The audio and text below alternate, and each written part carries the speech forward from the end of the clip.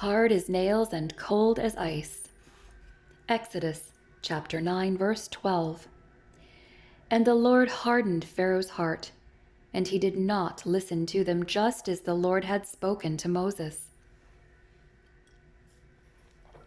Why did God harden Pharaoh's heart? If you have ever seen concrete poured for a foundation or sidewalk and observed it slowly hardening, you have a sense of what happened to the ruler of Egypt during the 10 plagues that came upon him and his country when God freed the Israelites from slavery. Like the concrete that slowly hardens with each passing minute, so too did Pharaoh's stubbornness and rebellion against God harden with each new plague. Each plague brought a continuation of willful obstinacy.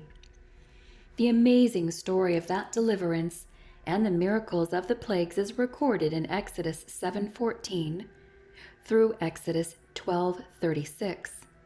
Just after the 6th plague, the Bible first records God's hardening of Pharaoh's heart.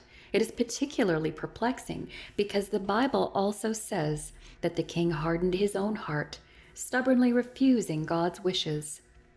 Exodus 7, verses 13 to 14 and 22, and Exodus 8, verses 15, 19, and 32. Exodus 9, verses 34 and 35, and Exodus 13:15. What happened this time? Before the plagues started, God told Moses that he would harden Pharaoh's heart.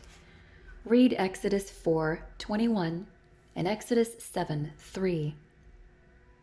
And 8 times during the plagues, the Bible states that God fulfilled his declaration.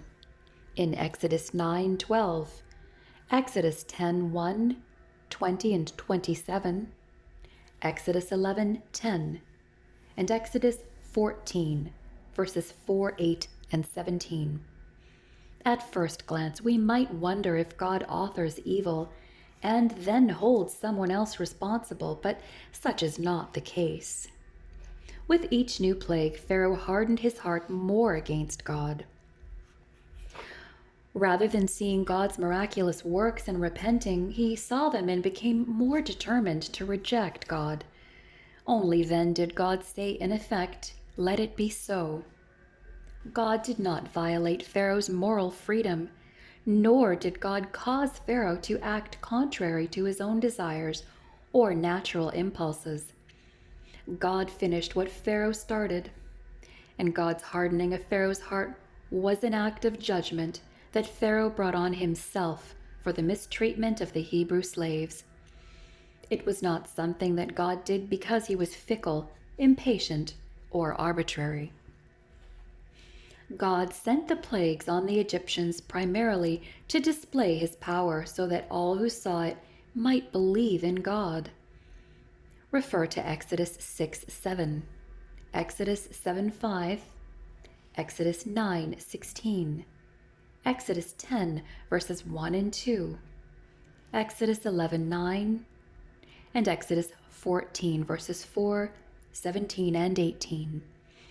Although from the human vantage point it seemed that the purpose was the freedom of the slaves, God's actions and his plans and purposes are greater than human understanding, and the plagues fulfilled God's desire.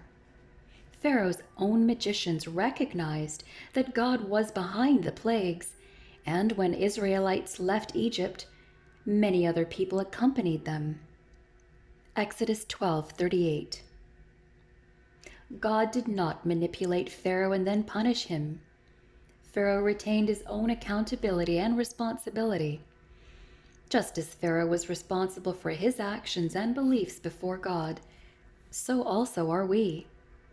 God does not want anyone to reject him and his free offer of salvation. Read 2 Peter 3:9 and 1 John 1:9. But the choice is ours to make.